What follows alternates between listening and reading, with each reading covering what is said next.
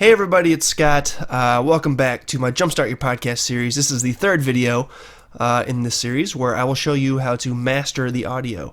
And I apologize in advance for my nasaliness. I've been sick all week, which has been my MO this winter season. I don't know why, but yeah, so I apologize for all this nasaliness. Another thing to point out, I noticed last video, sorry, I noticed in my last video, there was even more echo than what I was hearing, like, through my speakers, because my microphone was actually, so I had my microphone backed off from my face, so it was, like, out of my way, and I had the gain cranked up, but that meant the sound coming out of my speakers was getting picked back up by the microphone, so there was just a ton of delay you could hear.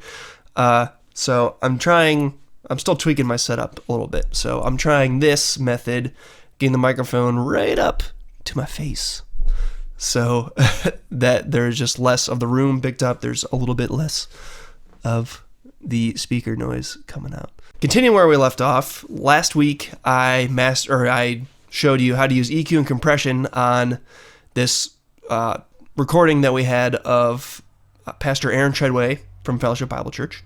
Because of the delay and stuff that was baked in there, this time I've actually recalled the actual master I did. Yeah, so you can hear, hopefully this will sound a lot better than it did last time. You could still, the EQ and compression video was still adequate, I think, for demonstrating how to use it, but hopefully this will be a little better. So let's get into how to master, if you'll direct your attention to the screen. Let's give it a listen. You see, we find that Jesus left all of us a template on how to live for his significance. And it just so happens that it is also the antidote for this thing we call self-centeredness. All right, so as I mentioned in the last video, this recording was done through a template that I helped make. So there's already EQ, there's already compression. His voice sounds decently compressed already. And you can tell by looking at the waveform, it's pretty even. So we don't really have to do much compression. I generally kiss it a little bit anyway. We're in the mastering phase now, so we're just trying to give it subtle adjustments to give it the final polish it needs before it goes up to the internet, to the podcast world. So first thing I hear is sounds a little small, so let's grab an EQ. Right? We have this very clear picture of how we overcome our self-centered vision. Give a little low boost. Template we find that Jesus went to people. And so let me ask you a few questions. You see this And there's a little, like a little whistle in there. That was not the right note. I just whistled, but I hear. Who comes to your mind? Think about this right now as you sit there right now. Who Yep, comes to your mind that right there. people who are in your life Ugly. right now who are hurting, who are struggling, Little low mid. maybe just might need you to come to people who have settled for perhaps for something Oh boy. less than God's best in their life. Give a little shelf boost. I want to challenge you. Write that name down. Write those few names down right now. All right, so that's pretty good so far. Challenging you this week. That's to before. actually go and seek them out. See, it's one thing. That's after, so subtle, but a little bit more even. Now I'm gonna grab Good thoughts. my good old CLA 3A. Woo! That's way too loud. And you can step it up. I'm proud of you, and I think that's a very important thing to do. Keep I like to use this one. I don't know. It's just a very smooth compression. It's a fixed threshold compressor, so I have an input gain adjustment here, and then I have the amount of compression here. So this is like the ratio. So I'm going to turn the input gain up equally, if a little bit. I'm going to find a spot where he's a little louder. Maybe right here. 5, let's start in verse 1. It says this. Sometime later, notice All right. this, So we're just kissing it a dB, to Jerusalem for a 2 feast 2 dB. of the Jews. So that's pretty good. Because this is the first thing that Jesus does, right? We were talking about the response of this invalid. Today we're talking about 3 things Jesus That's pretty good. does in this scenario. And I'll leave a de-esser off. Alright, so I just did that quickly because that's essentially what I did in the last video. Little EQ, a little compression. Wanted to clear his voice up, wanted to just bring it a little more forward, although it's pretty good already. Oh, I had to do... Oh. So, I remember now. The audio was not exported correctly from the guy who did it, who did the mix. So I had to actually download the stream video and rip the audio from it, and that's what I imported in here. So right when the pastor got up in the stream, you know, this is all recorded live, he was super quiet, and then you could hear the sound guy slowly turn him up. So I essentially have to do the reverse of that to make it all even. So at the very beginning here, you can see how small the waveform is. I have a volume automation track here. So I started, so you can see down here, you can see I started with the volume maxed out on his fader. And then when I have this button clicked, that means it's going to read automation. So I've got this line drawn. Excuse me. Oh, man. That's just how we roll this week. Gosh. So I've got this, when it's quiet at the beginning, I've got his fader cranked up to the max. And then as it was slowly turned up during the stream, I'm slowly turning it back down to keep it even. So you can see as we go down the slope, the fader follows it. And I kept going down a little bit further here. I didn't spend too much time on that, but it worked. So that was all to say. If you were wondering what the heck this stuff is, that's automation. So we've done EQ, compression. I've explained automation a little bit. Now we're going to do the final volume boost. So you can see here, I've got a meter. So depending on what DAW you're using, I honestly don't know what you're going to have over here. I've got my meter set to the regular digital scale, so it's just going to show you a peak and an RMS reading based on, like, 0 is your max, and RMS means averaging. Like I said, it really means root mean squared, so it's not quite an average, but it's like something with the square root of 2. I don't remember. Anyway, so what you need to use here to get the volume up is not to just take the fader and do that or that. That's a bad thing to do. The reason is because you're going to go over 0 and you're going to cause damage to stuff. So you need to use a limiter. Ugh, I confused myself. All right. So here, I actually have a separate, I like to bus the actual recording I'm working with to a separate, I call it pre-master.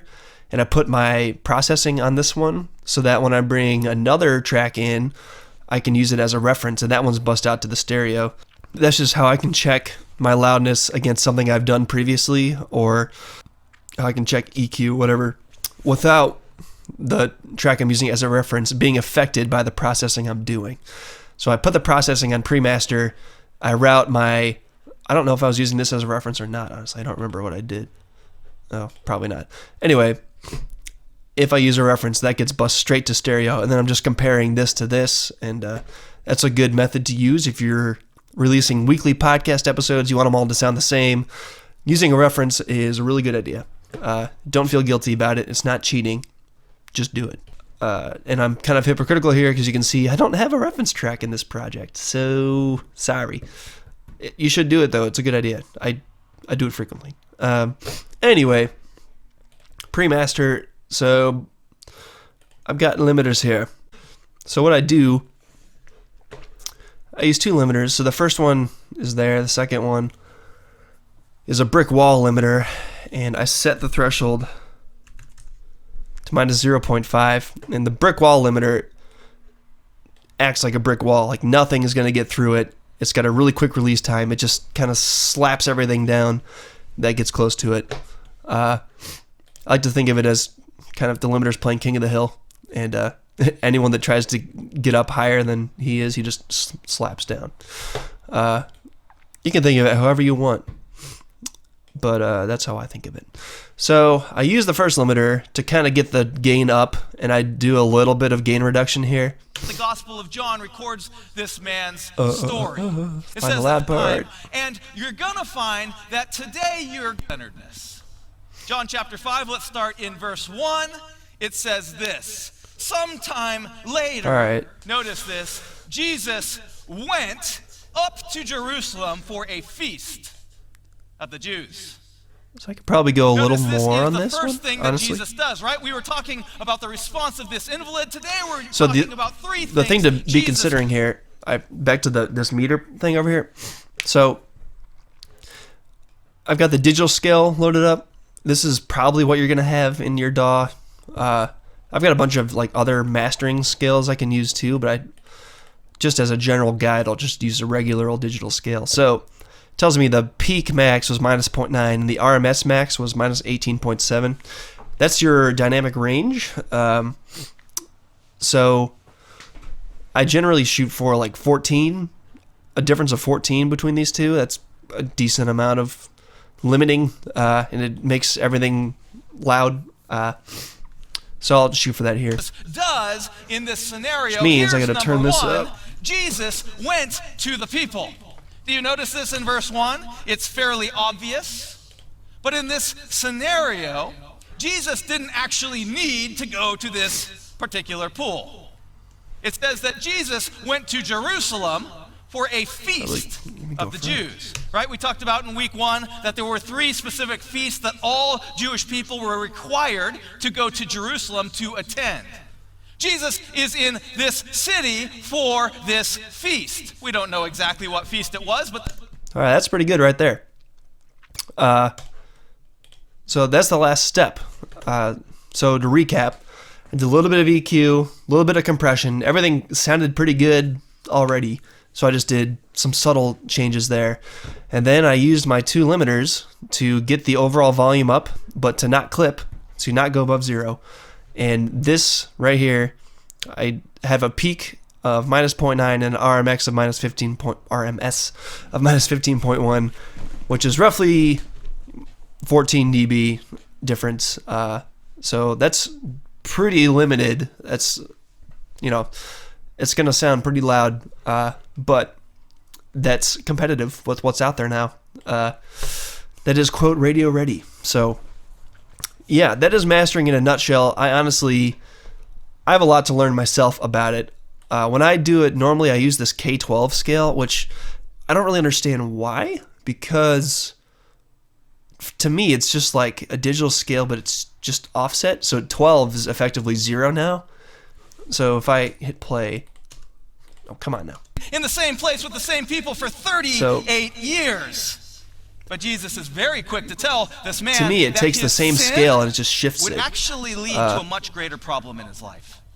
So 12 becomes, like 0 becomes 12, and I still have roughly the same difference that I did on the digital scale. I don't understand it. I have a lot more to learn, but I'm just showing you the basic way to get your podcast or your music to sound loud, to be competitive on the loudness scale, but still be dynamic. You can compress it a lot less than this. Like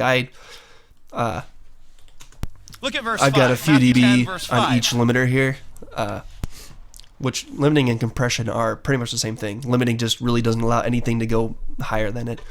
It's the same kind of process. But anyway, yeah, hope this was insightful. This ended up being way longer than I thought it would be. Sorry for my nasaliness. Thanks for watching, and I'll see you in the next video.